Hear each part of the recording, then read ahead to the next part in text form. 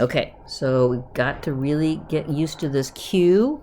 And this Q, when you draw it, looks like this. Gotta put that extra bar in. Just like on reals, we put the extra bar in. And just like on integers, we put the extra bar in. So you have to put that extra line in when you draw it. So Q is for rationals.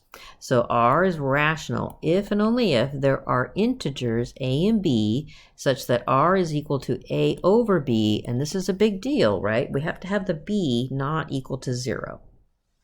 All right, another definition. We've got the zero product property. Property. So if neither of the two real numbers is 0, then their product is not 0. So if we know that two numbers, m and n, if neither of them are 0, then I know that their product is not 0. All right, so here's just a definition. Every integer is a rational number. So 2 is a rational number because it can be written as 2 over 1. So here's a clever proof. I just want you to see this. So if I have an integer n, and then I can multiply both sides by 1, right? So this is, or actually just rewrite n as n times 1, not multiplying by it. So n is equal to n times 1. And then I can divide by 1, and so there I have it. I have n can be written as n over 1. So sometimes proofs are just clever statements. All right, so let's move on to a real proof.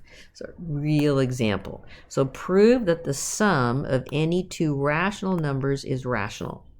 So for any r and s in the rationals, comma, r plus s is in the rationals. All right, so we start off, since r and s are in the rationals, r is equal to a over b, and s is equal to c over d. And you have to state this, and I guess I should have said A, B, C, and D are all elements of the integers, right? All elements of the integers. So I did forget that, so put that in. Then I'm going to add my R and S together, A over B plus C over D, and then you know how to make common denominators, so I did. So I get to here. So if this is going to be rational, I need to make sure I know the denominator is not 0. But I have the 0 property. Since I know these two things are not 0, I know this is not 0. So then I just make the letter substitution. So I'm going to let t equal the numerator and q equal the denominator. So then I've rewritten, and so t and q are both in the integers. Then I've rewritten r plus s as t over q, where q is not 0, so it's rational. So lots of little steps in here, right? All right, let's do this next one. So the difference of any two rational numbers is rational. So it's going to feel very similar. So let's just go through the process. So for r and s in rationals, r minus s is in the rationals.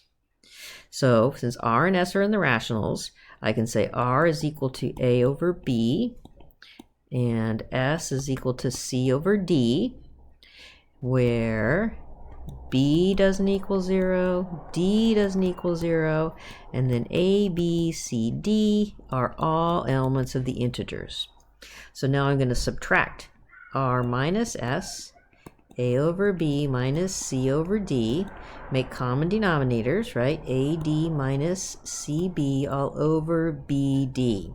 Okay, so I know that b times d does not equal 0, since b doesn't equal 0 and d doesn't equal 0. So I can say, well, let's actually even say r minus s is equal to, I'll just use the same letters, t over q. So I've got where q is equal to bd, and q I know doesn't equal 0, and t is equal to ad minus cb. So I've rewritten, and that t is t and q, little q, are elements of the rationals. So therefore, r minus s is rational. So you're just making it fit the definition. All right, to prove that the square of any rational number is rational. So for any r in the rationals, comma, r squared is in the rationals. So if I have r equal a over b, where b doesn't equal 0 and a and b are both integers. So if I take r squared, I get a squared over b squared. So I know that b squared doesn't equal 0 since b doesn't equal 0. So I can say r squared is equal to t over q. T is equal to a squared. T is an element of integers. Q is equal to b squared. B is an element of the integers. So I've rewritten r squared as it is already written.